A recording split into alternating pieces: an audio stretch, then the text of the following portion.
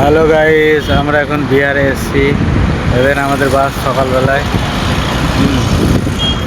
সামনে আছে Bihar toll plaza. এখানে আমাদের সব ফ্যামিলি আছে। সামনে রান্না বান্না আছে, ধাবায় রান্না বান্না হয়েছে। চলুন দেখাবো রান্না বান্না। বিহার, তারপরে যাব দেবা শরীফ, তারপরে আছে আমাদের কাশ্মীর ট্যুর। কাশ্মীর থেকে আজমের, আজমের থেকে দিল্লি, রাজস্থান, জয়পুর। এবারে অন্য অন্য আছে।